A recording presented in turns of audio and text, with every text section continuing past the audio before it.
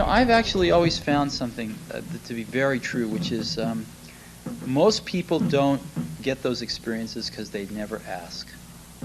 I've never found anybody that didn't want to help me if I asked them for help. I always call them up. I called up, this will date me, but I called up Bill Hewlett when I was 12 years old, and he lived in Palo Alto. His number was still in the phone book.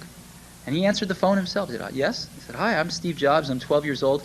I'm a student in high school, and I want to build a frequency counter. And I was wondering if you had any spare parts I could have. And he laughed, and he gave me the spare parts to build this frequency counter, and he gave me a job that summer in Hewlett-Packard, working on the assembly line, putting nuts and bolts together on frequency counters. He got me a job in the place that built them. And I was in heaven. And I've never found anyone who said no or hung up the phone when I called. I just asked. And when people ask me, I try to be as responsive, to pay that debt of gratitude back. Most people never pick up the phone and call. Most people never ask. And that's what separates sometimes the people that do things from the people that just dream about them. You gotta act. And you've got to be willing to fail. You've got to be willing to crash and burn, with people on the phone, with starting a company, with whatever. If you're afraid of failing, you won't get very far. Some shows don't need a celebrity narrator to introduce the show, but this show does.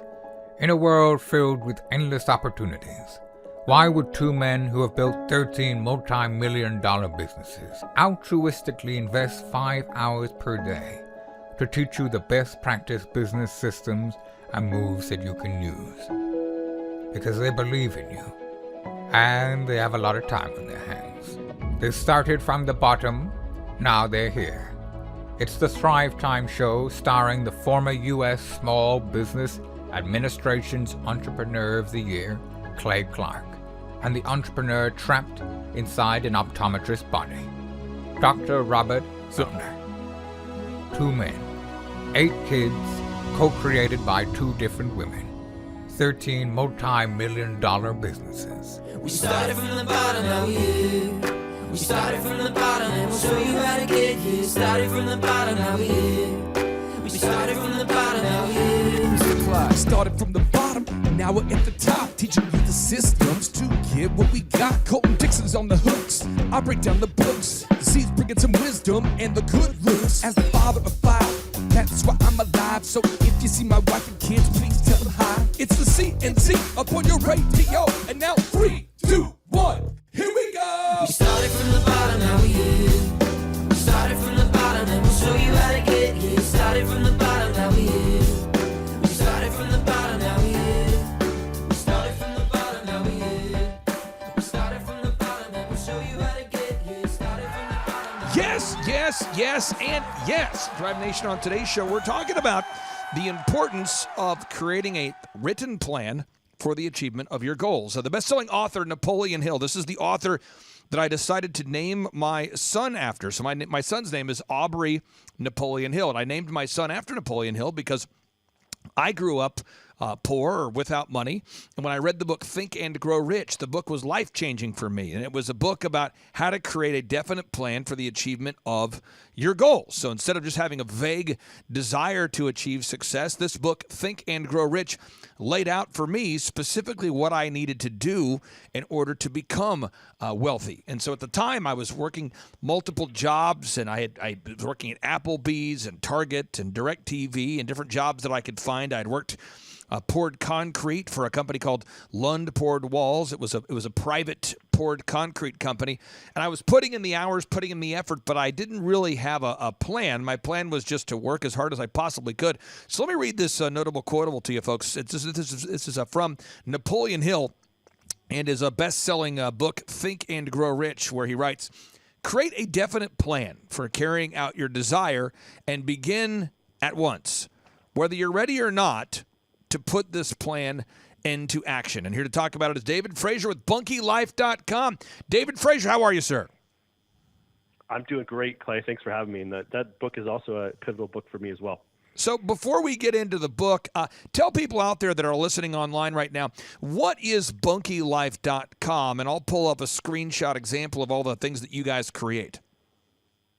Sure. So Bunky Life, we make small log cabin kits that can be easily built in a weekend without needing a permit in most areas or a second mortgage. We help families create extra space for meaningful connection. So you guys provide these bolt-on bedrooms, custom cabins, these sorts of things. How much does it cost to buy a Bunky Life, or what's the range of the products that you sell? So on the small end, it's probably something in the ballpark of about $6,000 to get a small summer cabin, upwards to about $20,000 on the high end. So, when you think about your business, you guys are selling custom cabins. When I think about my first business, I was selling wedding entertainment services. I was a wedding disc jockey. One of the things that Think and Grow Rich really taught me was having written goals. Do you remember when you started BunkyLife.com? And if so, tell me about the importance of writing down your goals. Yeah, I do remember when we started. So, actually, ironically, a wedding entertainment company was my first real business as well. So, we were working part-time in the wedding business, or full-time in the wedding business, and we were renting out these cabins in our backyard, and we're kind of just trying different things. And so, we set a goal to sell, believe it or not, that year, we wanted to sell 30 bunkies, and we actually hit it year one. And then it's just grown and grown from then. But we have what we have now is a 10-year kind of moonshot of like, here's where we want to be in 10 years. We back that off to 3 years, and then we back that off to what do we need to do this quarter and this year to pull off our big goal. And what I found in my life, generally speaking, is taking at least once a year to go through and write down those big goals and reaffirm, what you want to do, the big picture of your life. It's so valuable, and people so seldom take the time to do it.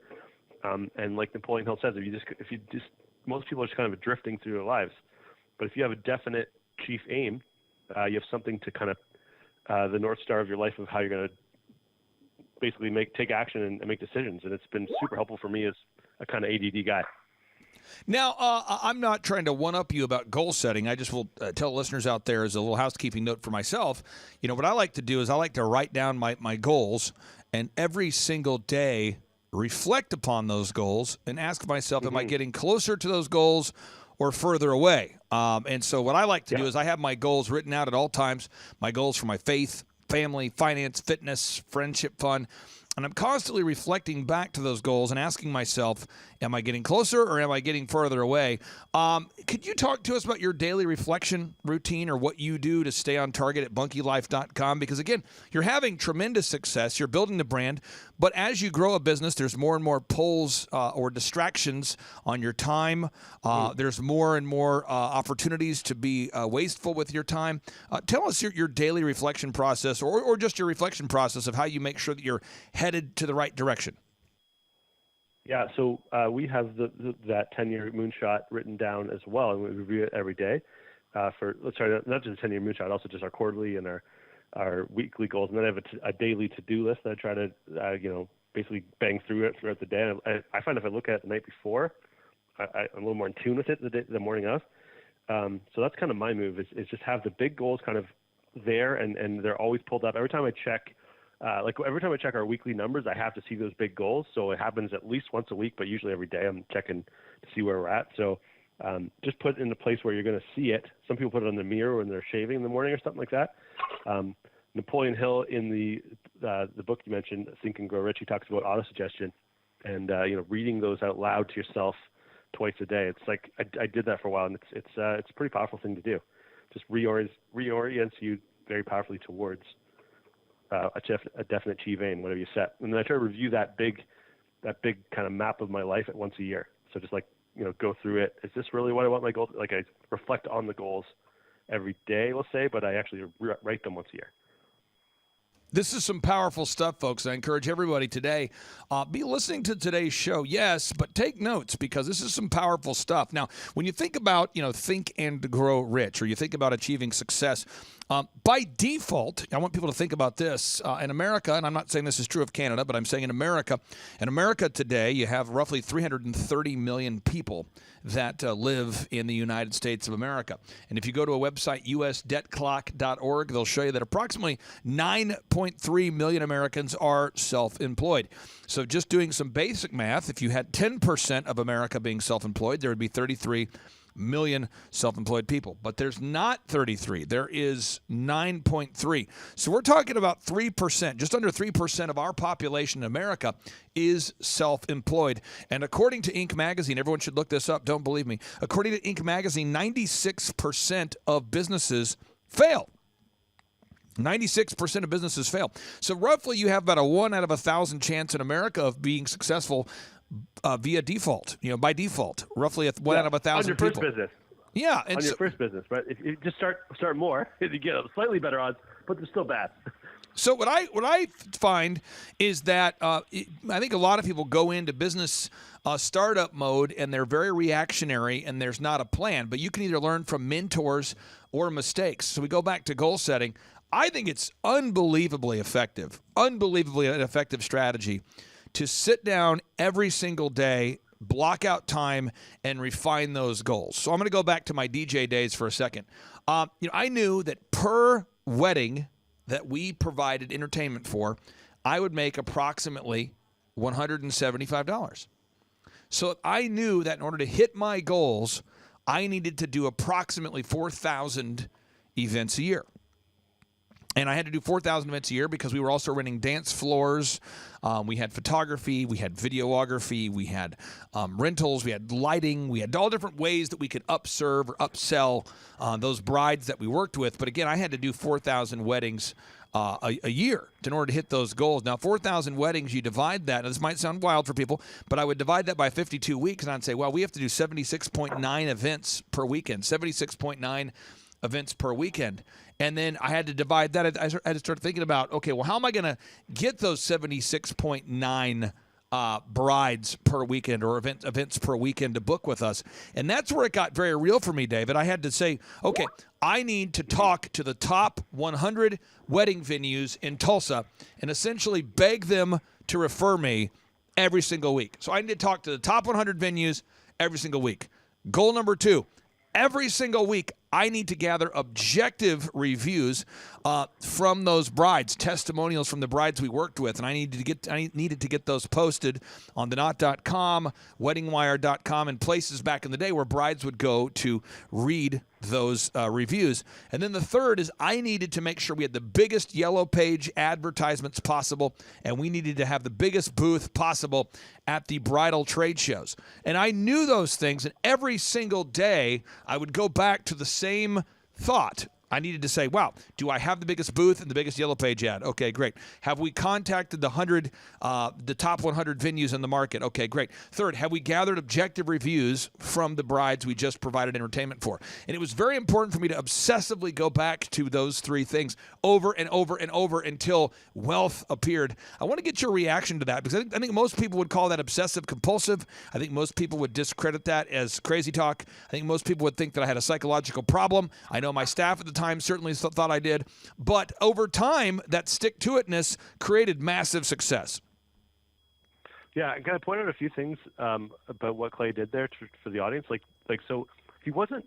What most business owners are doing is that they'll turn everything that should be 17.6 or 70.6 weddings a weekend, whatever it is, right? Whatever the number is, they'll turn that into that worked or that didn't work, or I'm doing well or I'm not doing well, and it's like that's not really the way to look at things. You've got to turn everything you can into a number. Anything that can be turned into a number, you got to do that because you can measure a number, right? You can say, oh, did the number go up this year? Did the number go down this year? Do we you know what I'm saying? Whereas, if you just look at something as this black or white thing where it did well or didn't do well, it's just there's no nuance and there's no ability to measure and improve on a number, right? So many people I talk to, they're like, oh, my Google ads didn't do well.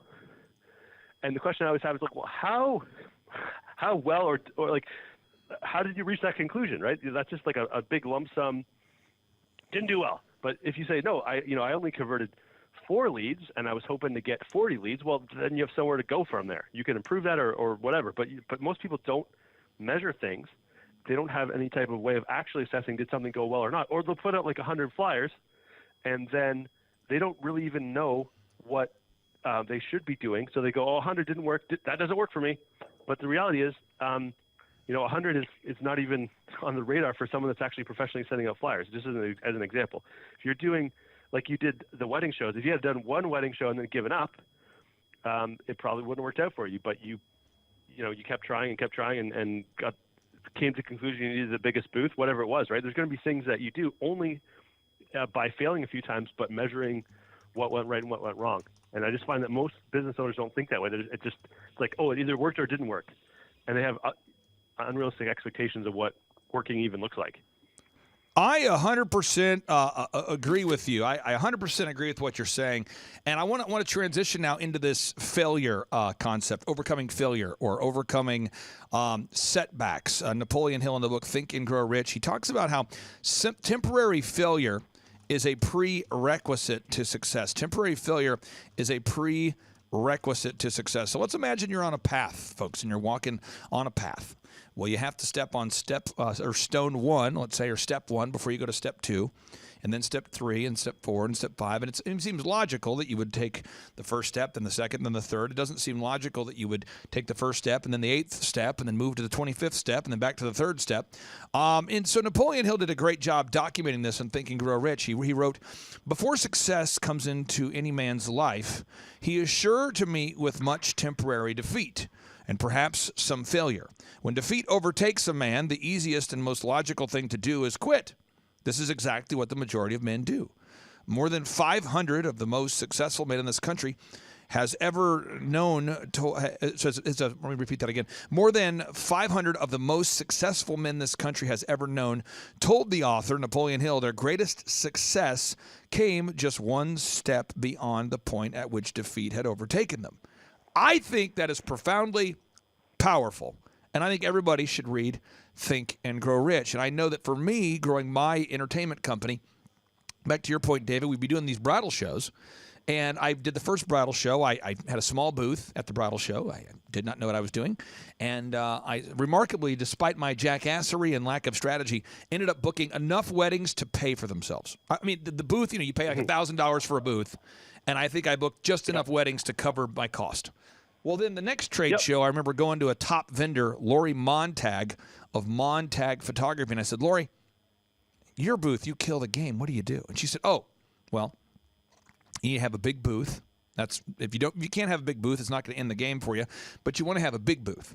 And you want to have your booth be the booth that everybody wants to come to. So you want to be offering free water or free cake samples. Find a wedding, a cake place to do free samples. You want to be offering a giveaway, a chance to win a trip to Hawaii, preferably all of that, or if at least not some of it. Find a reason for every bride at the trade show to want to come to your booth, and then tell the bride if they will register for a chance to win. If they register with you, they are entered in for a chance to win a free wedding cake or a free trip to Hawaii. But you've got to find a way to generate leads or your business cannot succeed. And to me, that was so powerful. That was so amazing, learning those practical steps. But again, if I had just gone to the first booth, back to your point, and thought, well, that didn't work, and it would have stopped, then we would have never had massive success. Can you share with the listeners out there the importance of learning how to pivot or learning how to overcome adversity or learning how to learn without getting all emotional and stopping every time you run into your first bout with rejection? Yeah, I mean, I think part of that is that for me in most situations, I didn't give myself an out. Like I signed up for the thing, pretty analogous example to your example was I signed up for the wedding show. And I said, we got to make this work or at least pay for itself, right? And so throwing your hat over the fence, so to speak, or burning the boats or whatever metaphor you want to use has been super helpful for me because you don't want to give yourself an option of chickening out if you don't have to. And then I think just getting a realistic view of what hard work looks like and what success looks like is super important too, because there's lots of people that when you really I'm just trying to think of a good example, but let's just say somebody put an ad in the newspaper. I wouldn't necessarily recommend that for everybody, but they did that and they got say 10 calls and maybe 1 booking, right? And then they might go, well, that sucked. That wasn't a success. But if as long as you broke even or made money, even a little bit of money, that's a win. So people come in and they go, oh, I'm going to put an ad in this website, or I'm going to do this or this marketing. I'm going to do it one time and expect just money to rain down from the clouds. I just think they don't have a realistic view of what that looks like. And they don't have a realistic view a lot of times of what actually attacking an idea is like. Like, for example, when we send out mail outs to campgrounds for bunkies, we sent out 1,000 times 3. It was a series of 3 letters, 1,000 of them. And that's really like the minimum you can even do to start a mail out. Like if you just send out 100 letters, that's not even on the radar of anybody. This is powerful, folks. This is the powerful. In my opinion, this is the stuff behind the stuff. This is the stuff that everybody should be talking about and thinking about. I'm going to go back to my wedding business here, just trying to make sure I put a little meat on it here. You know, I had this idea of, wow, I need to have the biggest Yellow Page ad. Well, why? Because Yellow Pages at the time were kind of like Google. I mean, everybody went to the Yellow Pages to find the products and services that they were looking for. So I went to a mentor of mine, a friend of mine, Dr. Zellner, a good friend of mine even to this day. At the time I was 20, so this is 23 years ago. And I said, Dr. Z, what do I do with my Yellow Page ad? And he says, well, once you print that ad, you can't really change it, right? So once you print that ad, you can't really change it. So once you print that ad, you can't really change. I'm thinking this guy's got a psychological problem. I think he's told me that 5 times. Well, over time, I discovered, wow, this guy knows what he's talking about. And Dr. Z said, you better make an advertisement that is so hot, so effective, so mind-blowing, that anybody who looks upon that ad simply cannot refuse to call you. You got to make a no-brainer. You got to put an ad in there that says you'll beat any competitor's price. You'll beat any competitor's price. You will beat any competitor's price, and you offer unlimited time. Every other DJ is charging for 4 hours or 5 hours or whatever. Every DJ, when you typically in the DJ industry, you would pay for a block of time. You'd pay for 4 hours with the DJ or 5 hours with the DJ. And Dr. Z says, listen, if you run that ad, you probably can't change it once it's in print. So you better just obsessively think about a no-brainer. And when you launch that ad, you better have an ad in there that's so hot, so amazing, it grabs the person who looks at it by the throat and forces them to give you a phone call. And I'm going, what? He says, I'm telling you, Clay, if that ad doesn't throat punch people, it's not effective. And I'm like, throat punching people? I don't know. And he just kept obsessively answering that question. And so I ran my ad, and I was thinking, man, if I run an ad, that tells people I'll beat anybody's price, I'm going to be homeless, what am I going to do? And he says, no, just run the ad, and when you get the leads, just absolutely obsessively focus on over-delivering, set an appointment, set up a face-to-face meeting with the bride and the groom, and then when you meet them, you can clarify what their needs, what their goals are, find the right package for them, but you got to get those leads, baby. And you know what I did, David? I ran out there with that no-brainer ad, the biggest Yellow Page ad in the phone book, and it was like the Super Bowl. I mean, when the Yellow Pages came out, my phone began ringing for the first time. I was no longer dependent upon cold calling. I started getting leads coming in all the time. It was awesome. Do you remember the first time that you did an effective marketing strategy that actually flipped the narrative, that actually started to create inbound leads for you? Yes. Very distinctly, actually. So we did, within Bunkie Life, we did a promotion where we gave a bunkie away. This was on basically year 2. And people started streaming in, and they're loving the idea of a free bunkie. It was a no-brainer offer. Hey, why wouldn't I do that, right? And we're incentivizing them. Hey, come and watch this live stream. Come sit down with us. Come book a tour, whatever it is, just to find out more. You'll get some extra chances to win, that type of thing. I mean, we've done it now, I think, 13 times. The last time we did it, it was something like 160,000 people entered it across Canada. I mean, like, that was when I had not just product market fit, but also product market and marketing fit. And it's like the doors of heaven have opened a little bit. But with that said, you still got to deliver on all the stuff you promised. You still got to have a good business. You got to do all the other things we mentioned. But the reality is, I had to throw a lot of crap at the wall. Not just in Bunkie Life, but in previous businesses, I had to try a lot of things that kind of flopped or were mediocre to get that one win. So it wasn't like it was the first thing I tried. But if you can get some base hits, then that lines you up for a home run down the road, as long as you stay in the game. Now, folks, on part 2 of today's show, we're going to do a deep dive into the success of a longtime client of mine by the name of Paul Solons. Now, Paul Solons, in this testimonial, when you watch it, folks, your mind's going to explode. Paul Solons went from getting 8 leads a week for his outdoor living, outdoor irrigation, outdoor. It's a company that does irrigation systems. They plant trees, these kind of things. And his company went from, his company's called Outside Inc. It went from getting 8 leads on a given week to 87 leads. So year over year, they went from 8 leads in a week to 87 leads. And it's a powerful story. But again, if you can't set goals and you can't make yourself have the tenacity and capacity needed to follow up every single day until you hit your goals, life is difficult. And so I'm going to give you the final word there, David Frazier, because I really do appreciate your wisdom and your time. And I encourage everybody to go to bunkylife.com. That's bunkylife.com. So as you're thinking about what you want to say there, I want people to know this. Bunkylife.com, it's where you can go to buy a bolt-on bedroom, a custom cabin. And the cabin I actually bought from you, I'm now moving it into the woods at my property. So on my property here at the Thrive Time Show World Headquarters, I'm moving the bunkie into the woods so that way attendees of our in-person workshops have yet another place to potentially stay. So that's where our final destination is. I first rented the bunkie. I put it in the mall. I bought the bunkie from you. I put it in the mall. I rented a space in the mall. And the mall that we rented from, you have to refresh your booth. You're not allowed to have the same booth for more than 6 months. You have to switch your booth at the mall. The mall makes the tenants renovate, once every couple of years, and they make the vendors there, the kiosks, switch to a new booth every 6 months or so. And so the final resting place, or at least until we can put it back at the mall again, we're going to be using the bunkie as a custom cabin for where conference attendees can stay. So that's where the bunkie's going. So next time you come to Tulsa, Jerusalem, you can see it. So, sir, what is your final call to action or recommendation for our listeners? Well, I would just say, if you haven't already, you got to read Napoleon Hill's Think and Grow Rich. It's really classic. I don't believe everything it says is like gospel truth, but with that said, it's the pinnacle book in that genre, and it's the one that spawned a million books that you probably have seen advertised today. It continues to sell itself all over the world. So I would highly recommend the book. If you haven't read it already, do it. And I was just like you probably are if you're getting started out. You can do it if you set your mind to it, I would say. So that's kind of my final thoughts. David Frazier, thank you for your time today, sir. We'll talk to you soon. I mean, I remember some bills of $4,500 a month just to get leads that I was having to pay for.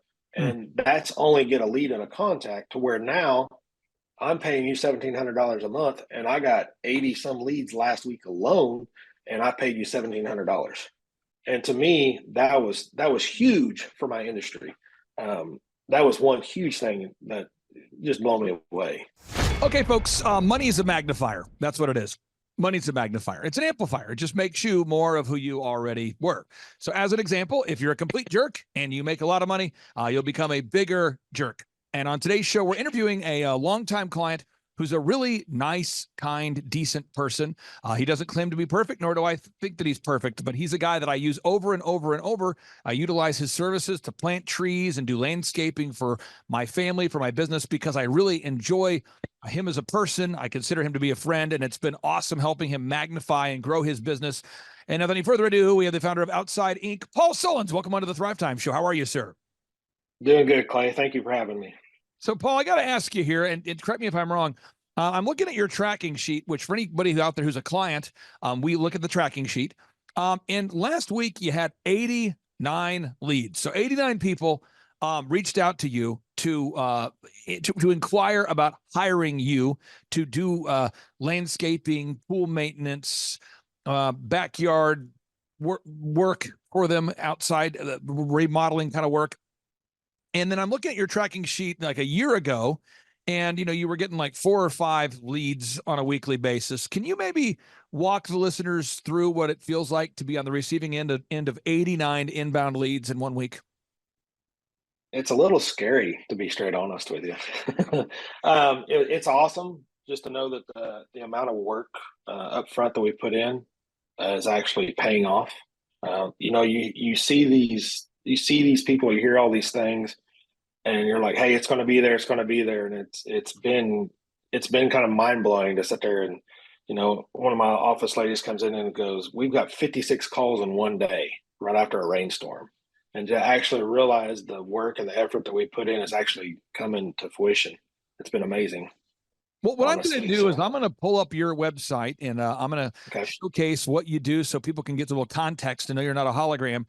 Outside Inc. Irrigation. Outside Inc. Irrigation is one of the websites. Also, folks, if you do a search on Google for Outside Inc. and the word Tulsa, you can find the website outsideinc.co. So 2 different websites there. And when you go to outsideinc.co, we look at the services you provide. It's French drains, it's landscaping. You do monthly home maintenance. If you look at the irrigation services, you guys are doing irrigation system repair and installation. So you're not the only guy in your market who's providing irrigation systems or French drains, but you're consistently getting a lot of leads. So I want to focus on the 4 aspects of business growth. There's a lot of them we can focus on, but I want to focus on 4 today. The first is marketing. You've got to get reviews from happy customers. Every single week I harass you about this, and every week you show up with more, but these are actual customers that have actually done business with you. Can you talk about the importance, and I'll hit play, but I'll hit mute as I'm playing these. Can you talk about the importance of gathering objective video reviews from real customers each and every week? What kind of value has that made when you're even talking to prospective clients? It's made a lot of difference. I mean, a lot of the phone calls, we'll sit there and go, "Hey, we're the highest rated, most reviewed company in Tulsa. We do all these things," and they're like, "Yeah, we know. We went to your website, and we saw the clients speak about what you had doing, what you had done around their houses, and how well you communicated with them, and that's how we decided to work with you guys." So it's just, I've put on so many different client reviews and interviews on the webpage, and it's been completely different, through some of your training and seeing some of your different videos from the business shows that you put on, Clay. I've noticed that we don't have to have the best looking and the most entertained TV produced videos. It's just getting videos of real people in their backyards, in their yards, and actually talking about you as a person and the products that we've done for them and how they've enjoyed it. How often, when you meet somebody, and again, we're focused just on marketing right now, when you meet with somebody, how often does the potential buyer reference the fact that they've watched a video review or have looked at examples of video reviews on your website as a percentage? Like, how often do they reference, "Yeah, I've seen some of the videos," or "I've seen some testimonials"? Percentage wise, I would say at least 25 to maybe 50%. Yeah. I have a couple different sales guys, and I have some ladies answering the phones here. And I mean, I'm hearing it all the time. I've got an office right next to the lady answering the phone. And, she goes, "Hey, how did you hear about us?" "Well, we Googled you."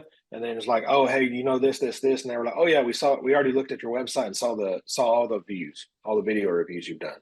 So, I mean, it's all the time. It might be more than that, but I would say in the neighborhood of 25 to 40%.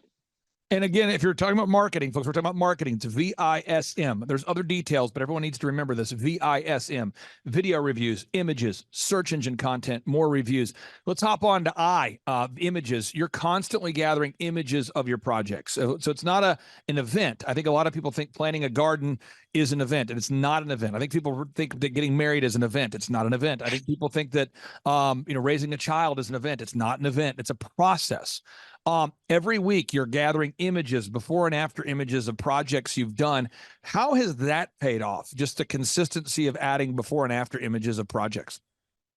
It's actually done it quite well.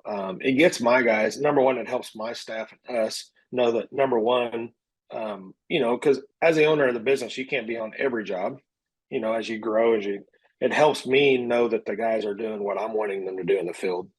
My company is actually being portrayed the way I want it to be portrayed. But then also, people always look at a company and look at, we pull up in a nice fancy truck and they're like, "Oh, these guys, all they're going to do is the big fancy jobs." And not all our jobs are big and fancy. I mean, we talk and we work for the average Joe, the average person in the background. So when they're able to look on, and see some of these photos of it's just a little small French drain, or we poured a little 10 by 10 concrete patio, it actually helps us relate better to the clients and the customers in the field. I feel just having all those videos and Just to pictures. be super clear, again, video reviews, got to get them every week. Images of projects, you do a great job with that. Search engine content, our team handles the optimization, the ongoing updates on the website, so you don't have to mess with that. How much does that help knowing you, or for you knowing that you don't have to go in to your website and figure out how to code and update a website every week? There's no way I'd be where I'm at if I had to sit there and mess with that. Running a company, a lot of people always say starting your business is an easy thing. It's managing it and keeping on top of it. And these little details like this, I mean, we're in the age now, word of mouth is one way, but everybody's going to Google and going to your websites to see see how to, how to get hold of you. And that's the marketing we are in today, society.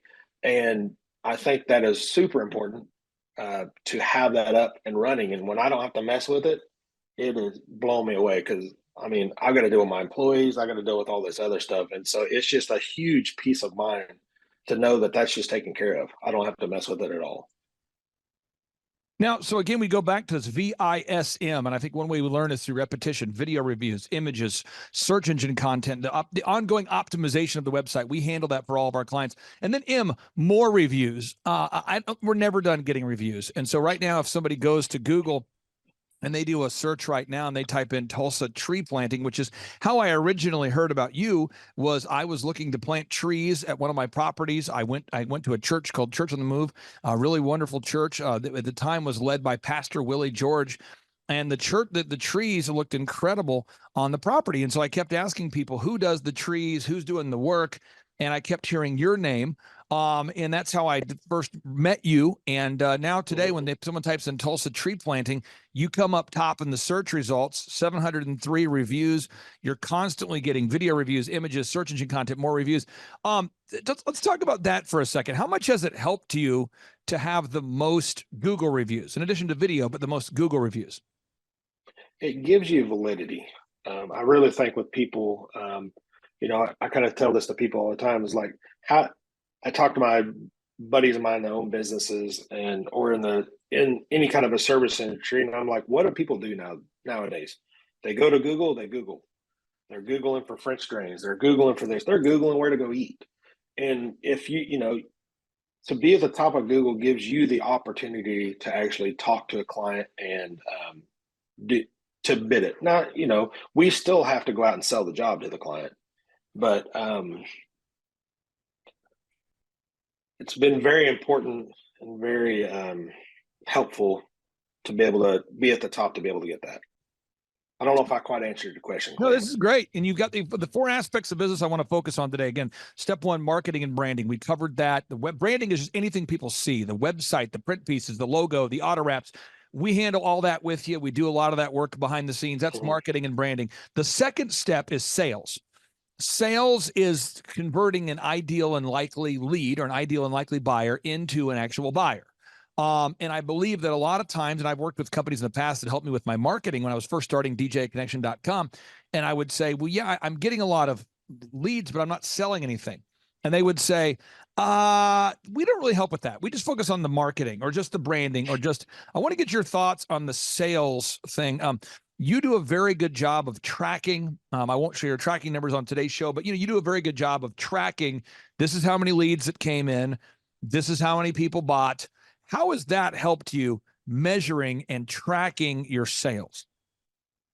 Number one, it helps me because as I've grown, I've got multiple salesmen that work with me. Number one, I'm able to see what my guys in the field are selling every week. And it also gives me time and to see, or not time, but gives me the capabilities of looking and seeing how our ebbs and flows are in my business. Because I'm an outdoor service company.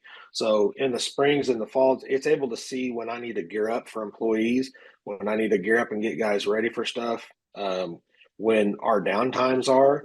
So, over the last 2 years, I'm able to go back and look at going, hey, January and February is going to be real slow. December. So I really need to start as a business owner in October, September and October, start pushing sales and start finding different ways to be able to get more business to keep my guys going so we can book out over that time. So if I wasn't able to track my sales, my leads coming in, the jobs were sold, I wouldn't know. You get so busy in your day in, day out, you don't focus on that stuff. And, me meeting with you every week as a business coach and able to sit there and look at that stuff every week, you get trained to be able to look at that stuff and be able to see stuff ahead as you're growing your business and not looking in the rearview mirror going, man, I wished I would have kept that going, or wished I would have known about that 6 months ago, because then I would have been able to adjust then to help us now. And now I'm sitting there going, hey, I got to make money to pay bills, and we got to get some jobs sold. And I'm working in the rearview mirror trying to get stuff closed that we should have been working on 3 to 4 months ago. Now, most of the clients I work with, I charge clients a flat rate of $1,700 a month plus a small percentage of growth. And the idea is hopefully I'm the cheapest employee that you have. So you look at it and you go, okay, I'm paying this guy $1,700 a month. Okay, hopefully I'm the least expensive person on the payroll, the least expensive line item. But over time, once we produce fruit, hopefully that small percentage of the growth makes it all worth it, and so that's the idea, is to achieve that true win-win. And so the third aspect of the business coaching I wanted to cover on today's show is management. So you look at a great project like this, you got to do marketing, branding, true. Step 2, you got to do sales. But 3, you got to manage. And I think that most people who are self-employed feel sort of isolated and annoyed. I feel like most self-employed people feel isolated and annoyed. They feel like, am I the only one seeing the level of jackassery that is often allowed in the American workplace today? And I have to work with all my wonderful clients to teach best practice management systems. And I think you do a fine job of that. That's something that you, in my opinion, is one of your strengths. You do a very good job of communicating the expectations directly to the client, and you manage those expectations. You tell the client, hey, Mr. Smith, hey, Miss Smith, we're going to have your pool, your pool remodel, or your pool fix, or your pool house fixed, or your outdoor siding project, your outdoor landscaping. We're going to have your retaining wall. We're going to have whatever the project is. We're going to have it done by this particular day. It's going to cost this amount of money. And you do a very good job of managing that relationship with the client and then managing those employees behind the scenes. Can you talk to us about the importance of just mastering management techniques?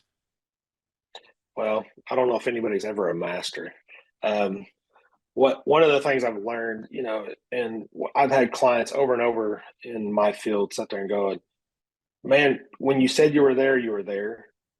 You were there every time you said you were going to be there. And you did what you said you were going to do. And that, number one, I like to be a man of my word.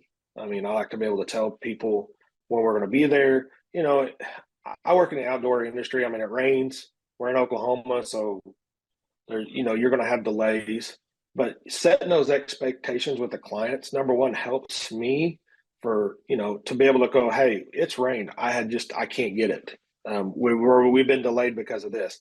And setting those expectations up front makes for a happy end product with your clients. And just going through the process, say, hey, right, even when I sell the job, I'm like, hey, we're the highest rated, most reviewed, company in Tulsa right now, and here's the reason why. But that also comes with, we're really busy. We're not going to be able to get to you tomorrow. And the thing is, the people that can get to you tomorrow are probably not going to give you the best product. And setting those expectations with the clients up front, letting them know, hey, we're going to be a little behind. We're 6 weeks out, we're 8 weeks out, and letting that client know that, and then keeping them up to date. Then the client knows, hey, they just didn't take my deposit, or they just didn't take this and just disappeared. They know that, hey, we're coming down, we're there, we're still there, we're going to get it done. So I think that's one of the things that's helping really to set with your clients, and it makes it important to them at the end, because they know, I mean, some of these jobs are an investment for their backyard. It's a lot of money for them on some of these projects. And it's just like, buying a house, you want to know that you're getting what you're paying for, and it's going to be there when you expect it to be there. And we could share just hundreds of video testimonials or Google reviews. I'm just showing some examples here. Yep. But again, the final area I wanted to cover on today's show, again, I'm just making sure we're recapping. Marketing and branding, that's how you generate leads. Second step is sales. You convert ideal and likely buyers into sales. 3 is management. You have to manage the expectations. And then the final step is accounting and what I would classify as merit-based pay. At the end of the day, it's not how much money you make, it's how much you keep. And I just don't think that most people think about that when they're growing a business. And that's becoming an increasingly part of our ongoing conversations, is making sure that, because you're the kind of guy that quotes a customer a price and you hold yourself accountable to not changing your bid on the client.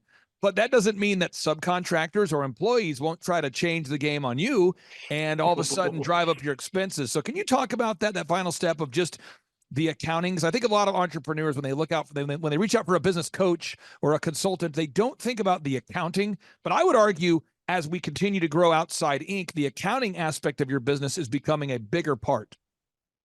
I firmly agree. I just actually just come out of a meeting talking about accounting and bills and what's coming in, fresh on my mind, And as you grow your business, one of the things I think, as you're young, you're just trying to get jobs done. You're just trying to get whatever you can go. But as you grow, it becomes a huge part. It becomes, I think, more than what most people think it's going to be. And getting, keeping the money and keeping the accounting, it's just like this last year, Clay, me and you had been talking about, doing merit based. Because I think if you pay people enough where they're comfortable, they stay there. They don't want to grow. As your business grows, you want to grow. You want to give them more money. Most people want more money. I think everybody would, not frown against getting some extra money, but as a business owner, you want your salesmen, you want your guys out there in the field wanting to be able to make more money. And if you just keep them on an hourly basis, there's no growth for them to perform better and to make more money. So this last year, I've switched my sales guys to 100% commission. I used to have them above base, and I put them over to commission. And the amount of calls of clients looking for their bids has got cut down in over half. He's selling more jobs by, I would say, 30 to 40%, maybe even more than that, since we've been tracking it. And it's made a huge thing, because the thing is, if he doesn't sell, he doesn't get paid any money. And so, especially when you find people that are eager to make more money, they're going to sell more. This is one thing I wanted to bring up, and I'll let you go here because I know you're a busy guy here. For anybody out there that doesn't know this, when I built my first company called DJConnection.com, after every event we did, I was obsessive about calling the bride after the wedding and asking them to leave us an objective review. Now, this is before Google was super relevant, so we had Wedding Wire and the Knot.com and those kind of things, or we would get video testimonials on an old school video camera we had back in the day, and we would archive them. And at a certain point, I remember I talked to a bride, and she said to me, "You have thousands of video testimonials." And I said, "Oh yeah, absolutely." And then now today, people go to thrivetimeshow.com, they click on testimonials. And I had a call I had just the other day with a wonderful man, and he was saying to me, "I was going through your testimonials and I had to stop around like page 30 because I kept looking at the testimonials and I realized there is really no end in sight. I mean, I'm looking at this and there's like years after years after years of video testimonials." And I said, "Well, yeah, because we document that. That's a very important thing that we do." But I want to ask you this question. For anybody out there that's thinking about coming to one of our workshops or scheduling a free 13-point assessment with myself to go over how to grow their company, what would you say, or maybe what kind of impact do you think that business coaching with our program has made on your business? It's been huge. One of the things I've loved, the problem is a lot of times with business owners is I feel, especially with me, we come from, for my instance, I call it W-2 employee status, working for somebody and said, "Hey, I'm going to go out here and start my own business." Well, I didn't go to business school. Nobody's told me the next steps, what I really need to focus on. Because as you grow this business, like, what is it? You can read 1,000 books. And what's made it huge for me is to be able to come along, have you come along beside me and something go, "Hey, you need to focus on this, and this is why. You need to focus on this, and this is why." Because when we get down in what I call the trenches as a business owner, you're sitting there going, "Man, if all you do is focus on that, you can never focus on what you really need to do. You can't focus on your accounting and stuff like that." And it's been amazing. It's actually, I don't know how much it's grown my company so far in the last 2 years, but the peace of mind is unreal, because I'm not looking at my numbers at the moment, but it has been huge. It's just like, I used to have to pay I think we were paying in the neighborhood of $4,000 a month just for leads, Hmm. just to get leads in now. 2 years ago. I mean, this time of the year, I mean, I remember some bills of $4,500 a month just to get leads that I was having to pay for. Hmm. And that's only get a lead and a contact, to where now I'm paying you $1,700 a month, and I got 80 some leads last week alone, and I paid you $1,700. And to me, that was huge for my industry. That was one huge thing that just blew me away. And I'll say this too.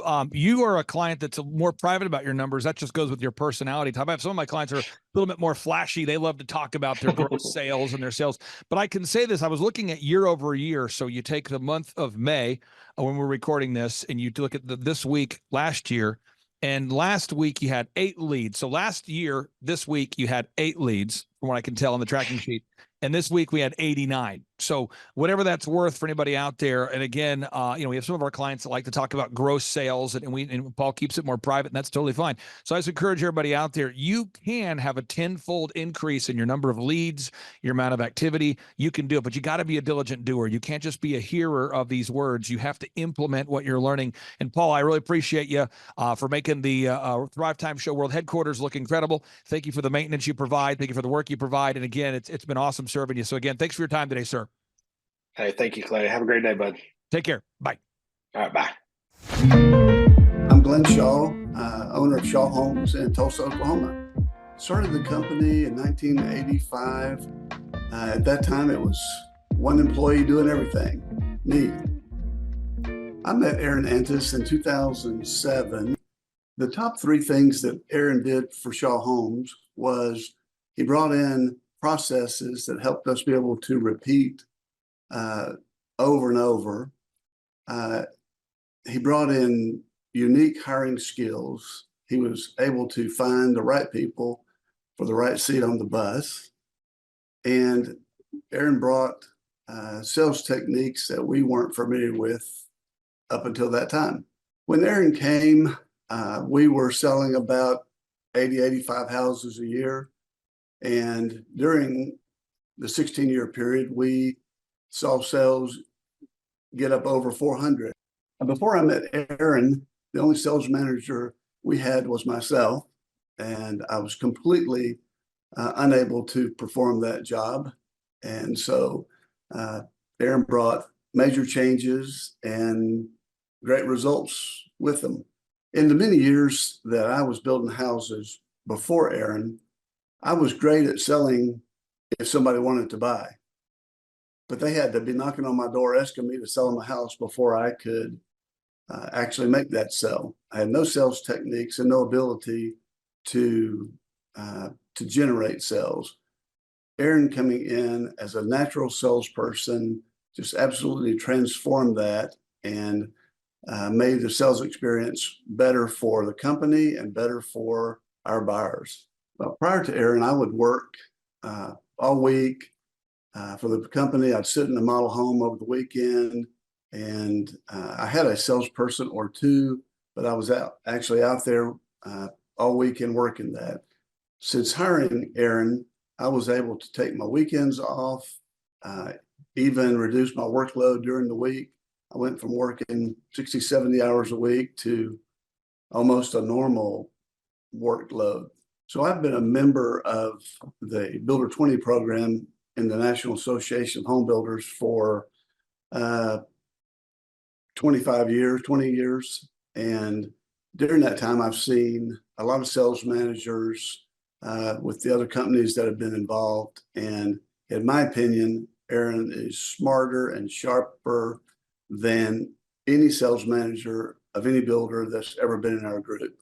Now, some markets, they don't have to try to sell, they just sell themselves. But with the ability to sell and to train and hire, Aaron was better than any of those sales managers that were in my program. Well, I remember when I considered hiring Aaron many years ago, the thought of spending the extra money was a little scary. But in hindsight, it was one of the best things I've ever done.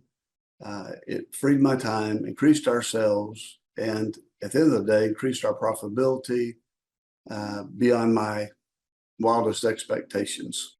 Years ago, I was concerned that if I didn't do whatever a customer asked me to do, it might be the last house I sold. And so over time, we were able to move away from unlimited customization to pre-designed options. The problem that we were having in those days is that the customer would tell us what they wanted, but they didn't really know what they wanted. And we would deliver exactly what they told us to do, and they wouldn't be happy with it. So as we became more standardized, we give lots of options, but we don't customize. And in the end, that allows us to sell more homes for better margins than spending countless hours trying to customize in just every avenue of the sales process. We get weekly reports on sales, on profitability, on production, and it provides all the management tools that I need to review the company from a 10,000-foot level. All right, Thrive Nation, on today's show, what we're going to focus on is how to grow a successful company. So what I'm going to do is I'm going to pull up a graphic that is the theory of how to grow a successful company, but vision without execution is hallucination. And so if you go to thrivetimeshow.com/millionaire, you can download a book that I have written called A Millionaire's Guide, How to Become Sustainably Rich. You can download it for free at thrivetimeshow.com/millionaire, but you have to actually implement that which is in the book. And so on today's show, we're joined by a very successful person in the home building business, a great friend of mine, a man by the name of Aaron Antis. Aaron Antis, welcome on to the Thrive Time Show. How are you, sir? I'm doing great, Clay. Thanks for having me on. Hey, so I got to ask you this for the people out there that want to prove you're not a hologram. First off, what's the website for your company so people can verify that you are, in fact, a real business? You bet. It's shawhomes.com. SHAWHOMES.com. Shawhomes.com. I'm pulling it up, shawhomes.com. Pulling it up. That's the website, shawhomes.com. Yep. And when you and I met, before we met, you had been already very successful as a home builder. You turned your dream of being a home builder guy into reality. Yeah. So how many homes had you sold, or what kind of sales had you done in your career as a home builder guy before you and I even met? Before we met, probably about 750 million in sales prior to meeting you. And then you did the year we first started working together. What were the sales totals that year? We were at like 19 million. 19 million. And then when you ended 2022, obviously we're in 2023, and so we'll see how this year ends. But as far as ending 2022, how much sales did you do last year at the end of 2022? 2022, we were at like 84 million. Okay, so from 19 million to 84 million. 84 million. So you're doing some things right here. And what we're going to try to do is kind of demystify the plan here. Okay, so here we go. So establishing revenue goals. Yep. When you and I first started working together, we started off with a 13-point assessment. We went over your goals. Mm-hmm. I'm not going to ask you to share your goals on the air, but why is it important that you have goals? Well, I mean, goals are sort of your guideposts that, you set something out there in front of you and you start chasing after it. And without that, you're just kind of floundering in mediocrity. You don't have any reason to get up in the morning and really get after it. And so, I think goals are, you can have lots of different types of goals. And we've talked about a lot of this. We've talked about, having financial goals and having, fitness goals and having friendship goals and just all these different areas. I know you've got the F6, so that's kind of something that, we touched on very early on. You asked me, like, is one of your goals more income or is it more time? And so I said, well, really at this point, it's more income. And then later it became more time. So, it's changed over the time I've known you since 2016. We're going on 7 years and the income went up considerably. So now it's, turned in the last couple of years towards more time. Now, the break-even numbers, again, I'm not asking you for the numbers on the show, but you guys have a lot of fixed costs. I mean, if you go to shawhomes.com, you've got framers, you have plumbers, you have tile people, you have so many skilled people, you have a full-time sales team, you have an admin staff. And if you don't sell a house, you still have the service of the land, you still have all the overhead. Why is it important for every listener out there to know their break-even point? How many deals they need per month just to break even?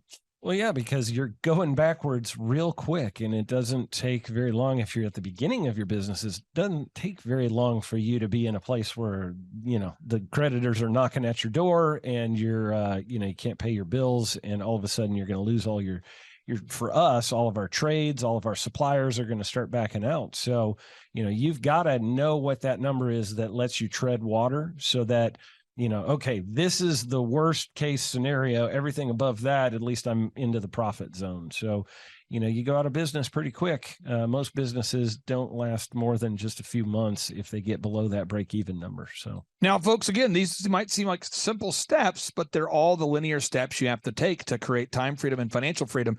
And if you want to grow your company, this is how you do it. Box number 3, though, is you have to know the hours you're willing to work. Now, your incredible wife is here off camera. It's for accountability. So at any point, you know, she could yell like, "Hey, man," or "Boo." But you guys are on the same page with the hours you're willing to work. And you guys, as a couple, I want to brag on both of you. You guys both committed to sacrificing time and energy and a lot of things to get to where you're at in life. Yeah. And then as you had your children, you raised them, you decided to devote time to raising said kids. Yeah. And now that your kids are older, you're devoting time to raising these kids. So it's not like you abdicated being a parent while also growing a company. You did both well. I'd love to get your thoughts on sitting down with your spouse, if you're watching this today, or your significant other, and making sure you're on the same page about how many hours per week you're willing to work. Well, yeah, I mean, you don't want to grow a business to, you know, make a whole bunch of money just so you can split it in half later. Oh, because that's kind of what happens when you don't work out those details ahead of time.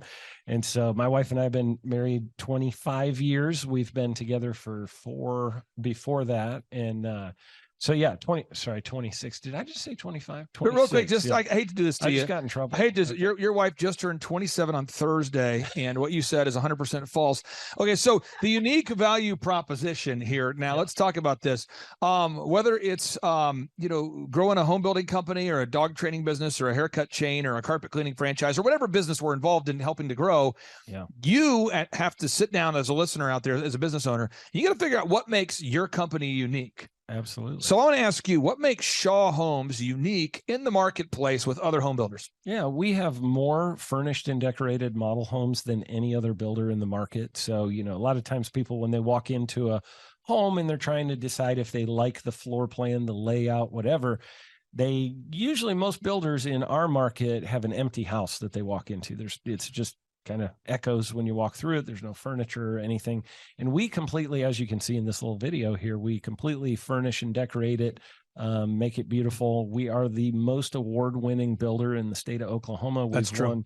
We've won like 5 times as many awards as any other builder in the market. So definitely that is one of our big, you know, takeaways. And I'm going to throw you under the bus real quick, and I don't mean to do this super passively aggressively. It'll just be more of a subtle passive aggressive. When I met you, you guys had all these awards, but no one knew. That's true. It was like this weird, bizarre thing where you had all these awards. I remember talking to you, and I'm like, "What makes you guys different?" And you're like, "You know, we do a good job." And you're being nice about it. You're a good salesperson. But I said, "Well, I mean, tell me about the awards." And you're like, "Well, we got this award, that award, this is true, this award." Like 45 minutes later, it's like that award. This award, I need to shave now. This award, that award, I need to go brush my teeth. This award, that award, I want to go mow the lawn now.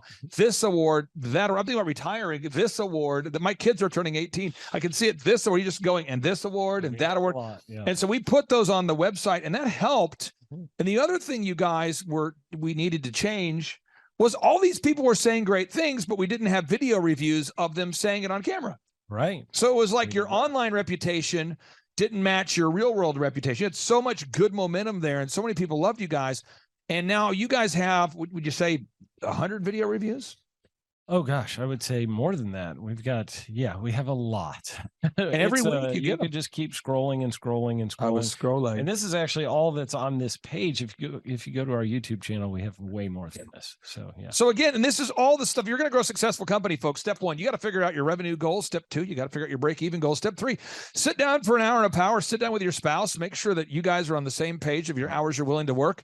Step 4, unique value proposition. Figure out what it is that makes you unique. And we have an in-depth guide that you can download for free at thrivetimeshow.com/millionaire if you get stuck. Next box, you got to improve your branding, your website, your one sheet, in your case, model home presentations, business cards, social media branding, everything that a customer sees needs to be first class. And I was talking to a guy named Ronnie Morales today, and it's Morales Brothers.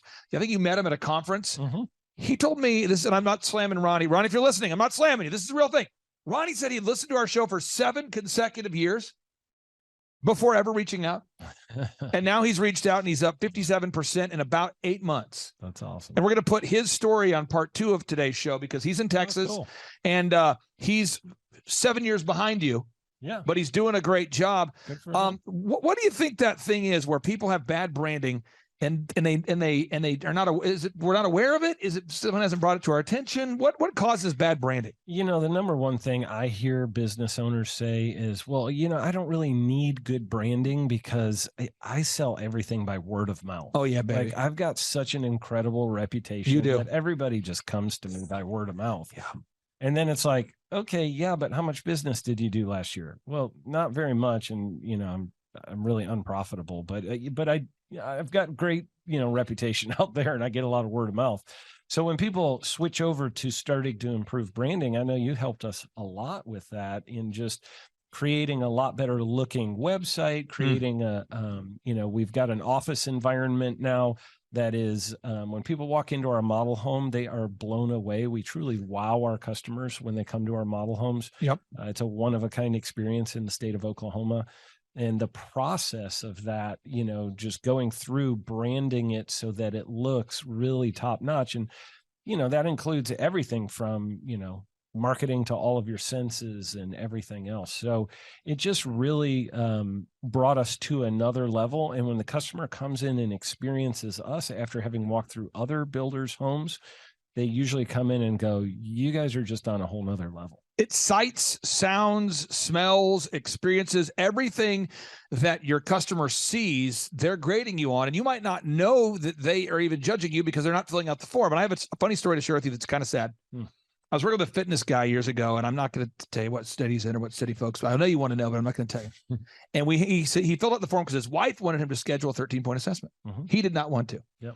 And he tells me, Clay, honestly, I'm just doing the call because my wife wants me on the phone. I don't get leads from social media. I don't get leads from marketing. I get all my leads word of mouth, like you were saying. And I said, well, let me just do this. Let's just, this first month working together, let me get all the passwords for your Facebook, your Google, your YouTube. And I'm just, as the first month, we do this with every single client. Yeah. We optimize your YouTube, your Facebook, your Instagram, your Twitter, all that. Yep. We log on. This is a fitness guy. He was spending like $400 a week every week on ads. Yeah. And he wasn't aware that every time a lead came in, it got stuck in Facebook and went to an email address that he wasn't checking. Whoa. So think about this. That's not good. And it's like 15 to 20 leads a week for years this guy had. That's not good. And he didn't even, and so I'm going, you're spending, $20,000 a year on ads that you're not getting things from. And are you aware that the phone number on your site rings to a phone that's no longer a real phone?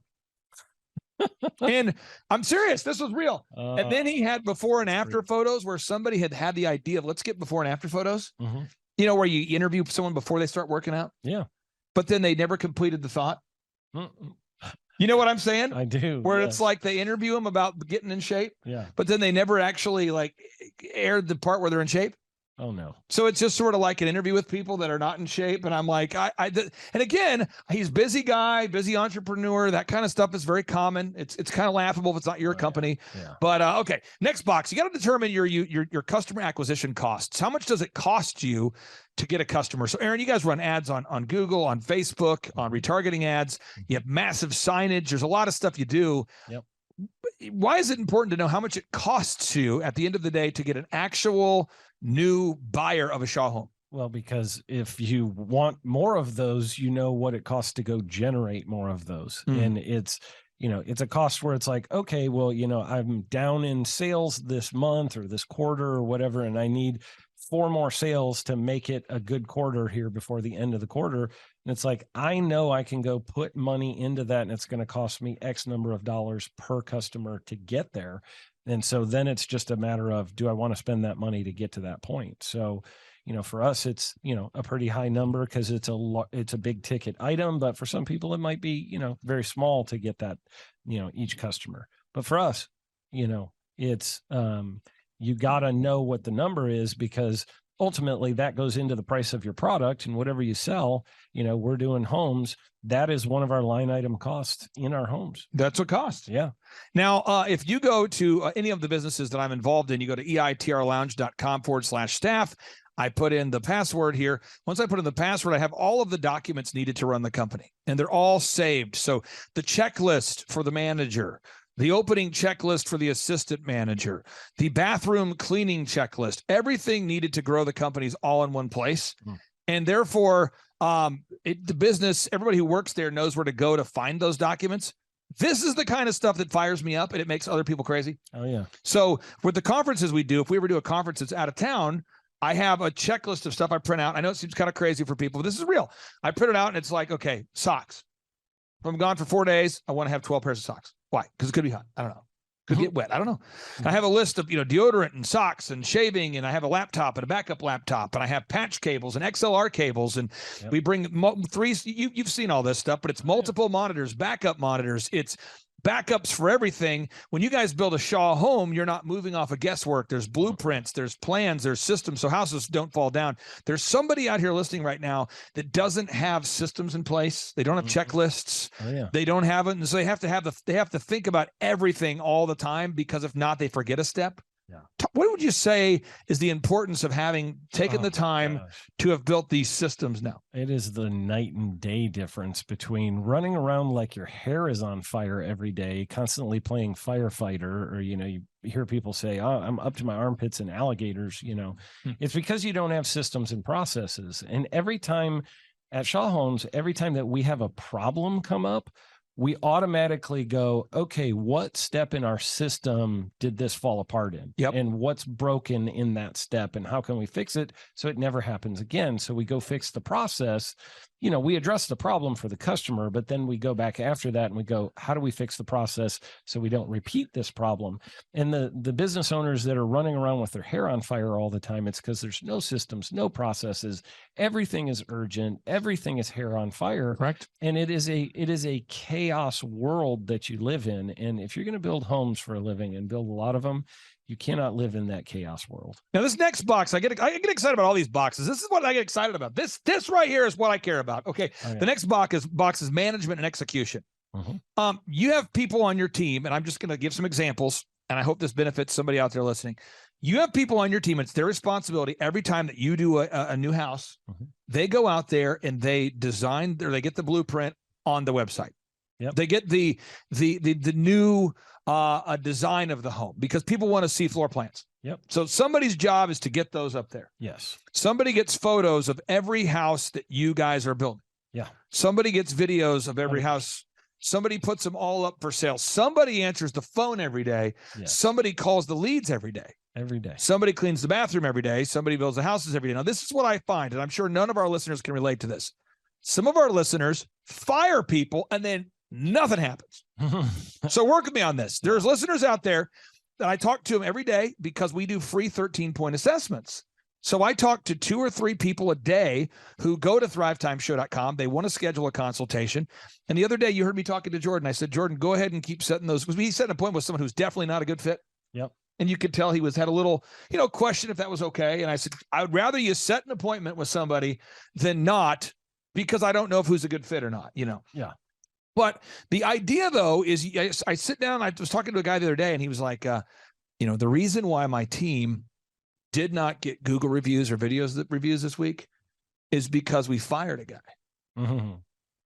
And I go, because I'm just asking him, where are we stuck? What's your biggest limiting factor? I have a big process I go through in my evaluation. Yep. And I said, who calls the leads? He's like, well, normally I have a person that calls the leads, but we just fired her.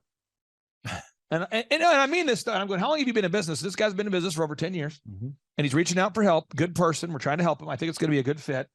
But so I said, so basically everybody follows the systems until they don't work there anymore. And then no one does the systems. And you go back and forth vacillating from things being done to not being done. And one of my favorite things about working with you guys is that you're honest people. What does that mean? You do your best to do what you say you're going to do. And you hold yourself and the employees accountable. Absolutely. But what would happen if every week you If somebody wasn't performing, you removed them from the position, and then the houses weren't built for the week because something wasn't going well, or because maybe a salesperson wasn't performing at the peak, you let them go, and the next thing you know, what would happen if you managed your company that way? It would be a disaster. I mean, I can't just fire my superintendent without having somebody already ready to take over all of those responsibilities, because I've got materials showing up at the job site today, tomorrow, and the next day. I've got trades showing up who need some supervision, need to know what they're supposed to be doing. If I fire that guy with no warning, somebody else has to come fill in that position. So, for us, we try to never have that gap happen. And, sometimes it's like, that you're going to need to fire somebody and you can see the writing on the wall. Right. But you want to get the next person up and ready to go before that happens. And you guys have a weekly meeting. So we talk a lot on the show from an employer perspective, but how frustrating would it be to be an A-player employee and you're working for a C-player boss? A boss that doesn't have a staff meeting, that's not organized, that doesn't pay people on time, that's constantly emotional. I see that a lot. And so management is a learned skill. Yes, and thankfully, when I first met with you, you'd already really mastered, in my opinion, managing people. But this next box is where I thought we needed some help, was to build a system for constantly recruiting new people, because certain people work for Shaw Homes for 3 years or 4 years, and then they want to go move, they want to have a baby, they want to stay home, they want to get a new job. Yep. And even though you have low turnover at Shaw, certain people get to their expiration date and it's time for them to move on to something else. Yep. And because we didn't have a process in place at Shaw at that time to consistently bring in a pipeline of new people, it made it difficult to do the management that was needed. Can you talk about the importance of implementing a human resources program for hiring, inspiring, training, and retaining good people? It's huge. I mean, that was definitely an Achilles heel for us, and you helped us a lot with that. Putting in where every single week I'm seeing potential candidates that could come work for us, and they're job shadowing and seeing what it's like to work in our company every single week. Yep.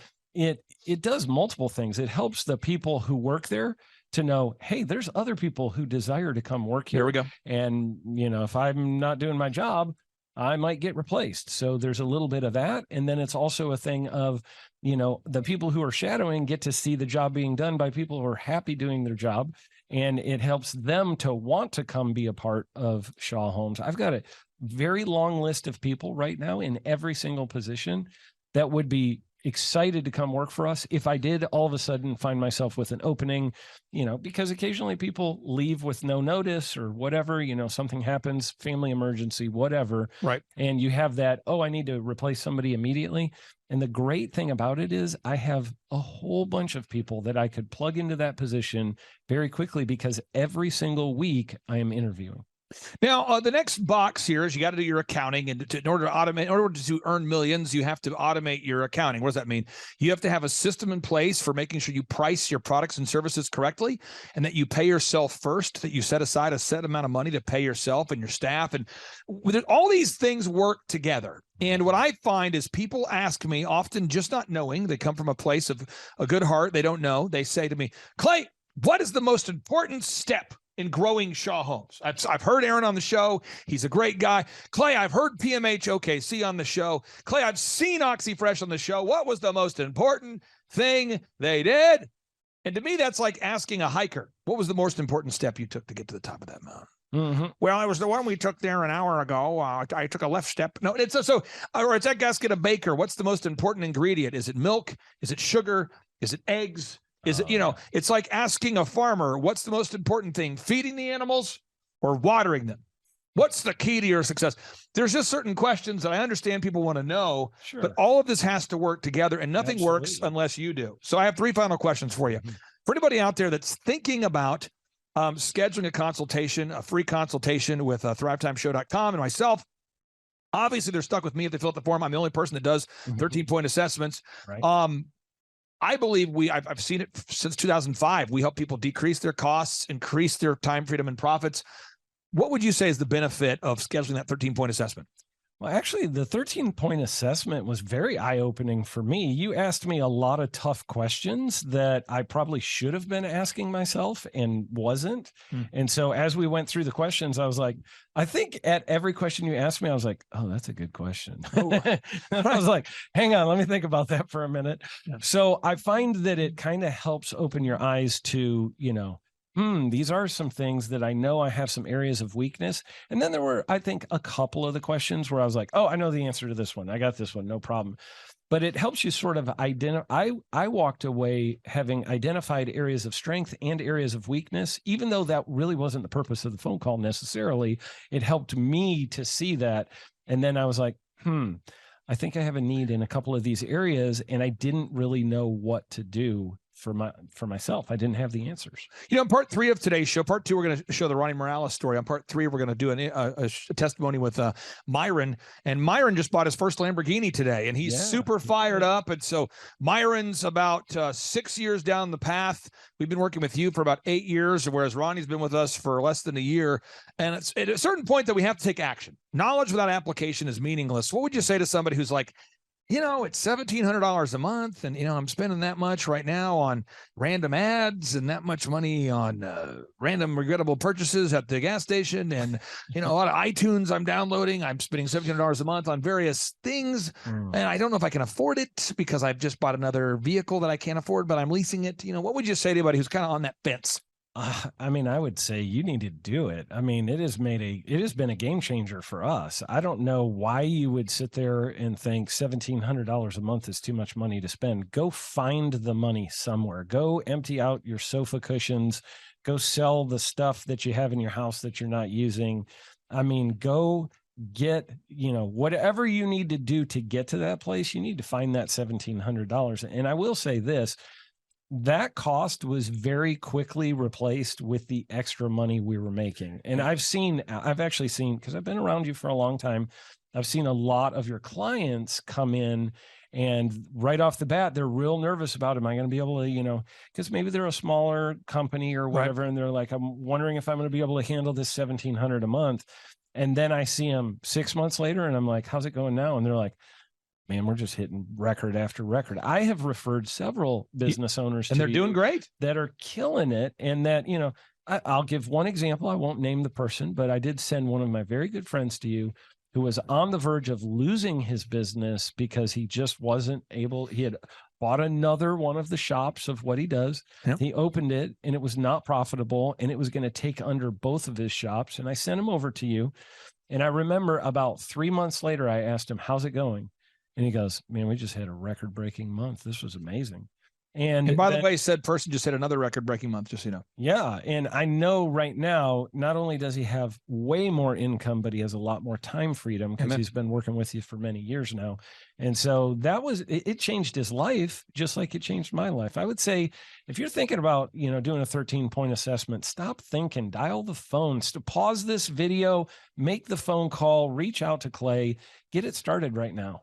Now, final question I have is, I think people look at oxyfresh.com and they go, man, there's 500 locations now.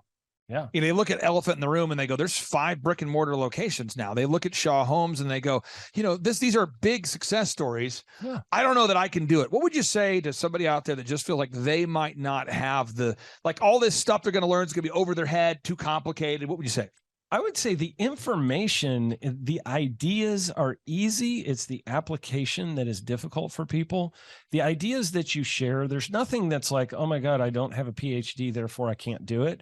I feel like it's all very, very simple stuff, but it is a lot of action to get traction. And you got to get the action going. And I think if somebody has diligence and discipline or can learn diligence or discipline, they're going to do extremely well. And it's not about education. It's about action. Now, Aaron, I got one thing I want to say, and then we'll kind of wrap up today's show, okay, with a boom, because boom stands for big, overwhelming, optimistic momentum. And that's what's required to have success. People watching this, they're going, wow, Aaron, he looks like a normal guy. Well, that's true. They say, well, he sounds like a normal guy. Sounds like an all right guy. That's true. But the one thing you can't quite picture on the show, and I want to just give that gift to you folks who are watching, is Aaron smells tremendous. It's like if you had smell-o-vision, if you could just get up there and just smell that thing, it's incredible. And it's really, it's his aroma that allows him to achieve massive success. So That's what it is. if That's you're the out there and secret. you're going, what's the secret sauce? It's not a sauce. It's more of just a smell.